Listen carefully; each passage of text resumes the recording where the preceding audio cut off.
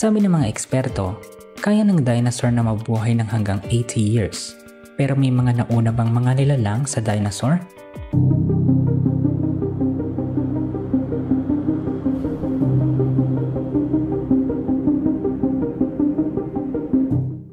Ano ang pinakamatandang nilalang sa mundo natin?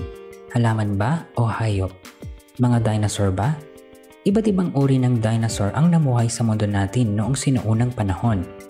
Ang haba ng buhay ng mga hayop ay binabase ng mga eksperto sa laki ng kanilang katawan at uri ng metabolismong meron sila. Ang pangkaraniwang buwaya ay may buhay na hanggang 66 years. At magugulat ka dahil sa panahon natin ngayon ay nabuhay ang isang pagong na tinatawag na Black Seychelles tortoise ng hanggang 152 years. Nakakalungkot nga lang dahil sa isang aksidente ay nawalan ito ng buhay. Bibilib ka dahil ito ay inalagaan mula taong 1766 hanggang 1918. Matagal ang buhay ng mga nilalang noon dahil wala pang polusyon. At kadalasan na nasa listahan ng mahaba ang buhay ay ang mga cold-blooded animals. Kapag mabagal ang metabolismo ay mas mahaba ang buhay. Sabi ng mga eksperto, kaya ng dinosaur na mabuhay ng hanggang 80 years. Pero may mga nauna bang mga nilalang sa dinosaur? Meron. At ito ay ang mga sinaunang mga halaman. Ang water caltrop ay tinatawag ding water chestnut o bat nuts. Nakalutang lang ito sa tubig at sila ay namumunga. Sinasabi ng mga eksperto na nag-i-exist na ang mga water caltrops mga 140 million years na ang nakalilipas. Madalas na matatagpuan ang halamang ito sa Eurasia at Africa. May mga mangilan-ngilan din sa iba't ibang panig ng mundo. Pagkain daw ang bunga nito at pwede daw ipalit sa kanin. Nilalaga nila ang bunga. Ang mga bungang lumulubog sa tubig ay mas matamis kumpara sa lumulutang. At ang mas maganda anihin ay ang mga shiny black ang kulay.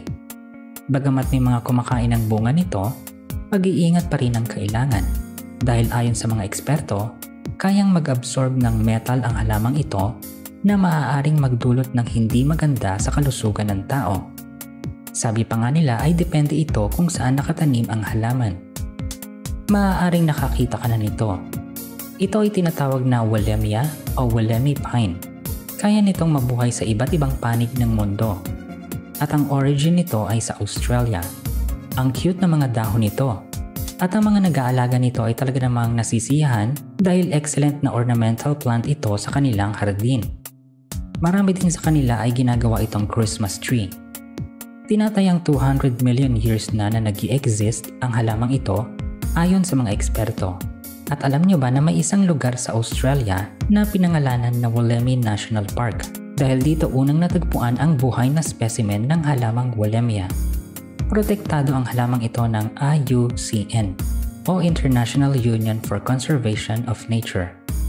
Ito ay nasa red list na bilang endangered species. May programa nga ukol dito na iniingganyo ang mga tao na paramihin ang halamang ito na nakatanim sa paso. Nabubuhay ang halamang ito mula sa buto.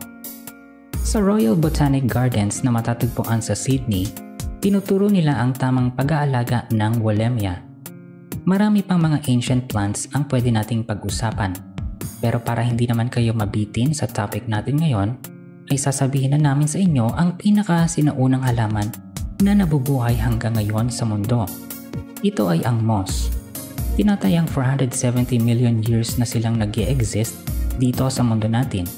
Sa halos lahat ng parte ng mundo ay makikita mo ang halamang ito. Madalas mo itong makita sa mga bato, lupa na may mga deposit na mineral, nabubulok na kahoy, at lalo na malapit sa mga waterfalls. Sikat ang halamang ito kung ang pag-uusapan ay ang horticulture. Ang horticulture ay ang pagmamanage at pagpapaganda ng hardin.